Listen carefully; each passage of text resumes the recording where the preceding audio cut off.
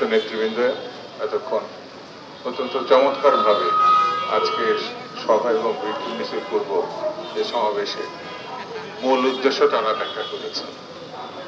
সাগর রুনির নৃশংসভাবে হত্যা করা হয়েছে। যে সরকারের সময় হত্যা করা হয়েছিল, এই হত্যাকাণ্ডের সঙ্গে তৎকালীন শেখ হাসিনার অনেক প্রিয়ভাজন ব্যক্তি এর সঙ্গে যুক্ত ছিল বলে অনেক মানুষ মনে করে। এই কারণেই দীর্ঘ সময় তদন্ত হয়েছে, কিন্তু চার্জশিট দেওয়া হয়।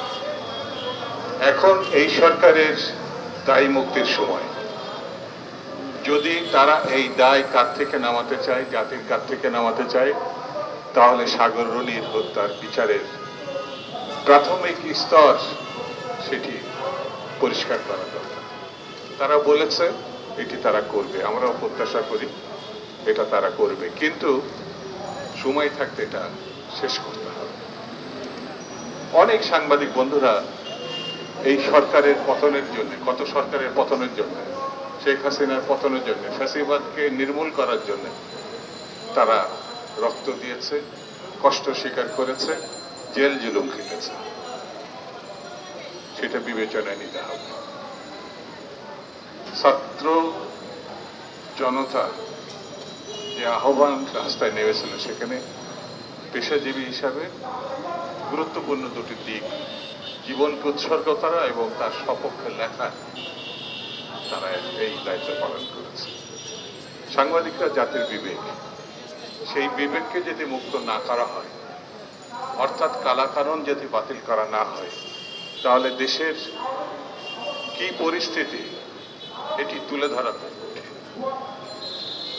এই সরকারের কাছে সাংবাদিক বন্ধুরা যে দাবি জানিয়েছে, আমি আমার দলের পক্ষ থেকে, আমার নিজের পক্ষ থেকে কোয়ালিটি সম্পন্ন আন্তর্জাতিক মানের still bar CSRM, committed for better still, সমর্থন করছে।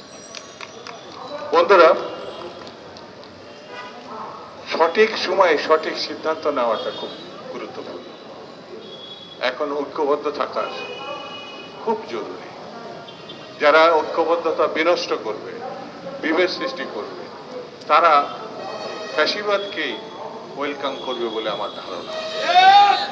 সেই জন্য যারা নিজের কাজ বাদ দিয়ে সাগর রুনি হত্যা এবং সাংবাদিক বন্ধুদের যে হত্যাকাণ্ড, তাদের বিচার দাবি নিয়ে যারা মাঠে নেমেছে, সেটিকে বিঘ্নিত করবে, আমি তাদেরকে ধিক্কার জানাই। এটা ঠিক হচ্ছে না, এটা একেবারে অন্যায়ের সপক্ষে কাজ হচ্ছে। বন্ধুরা, আমি বেশি বক্তৃতা করবো না, শুধু এতটুকু কথা বলি। যে কোনো গণতান্ত্রিক আন্দোলনে এই দেশে সাংবাদিকরা দৃঢ়তার সঙ্গে ভূমিকা পালন করেছে। আজকেও তারা কিন্তু রাস্তায় নেমে এসেছে শুধু তাদের বিষয় নিয়ে, জাতির যাতে আগামী দিনে দায় মুক্তির, অর্থাৎ হত্যাকাণ্ড, নির্মমতা, যেটা মীমাংসার জন্য তারা একটা দাবিনামাও পেশ করেছে জাতির সামনে, সরকারের কাছে, সেটাও মেনে নেওয়া উচিত। এটা যদি মানা না হয় তাহলে এটা ভুল হবে। বন্ধুরা, আমাদেরকে ঐক্যবদ্ধ থাকা খুবই জরুরি এখন।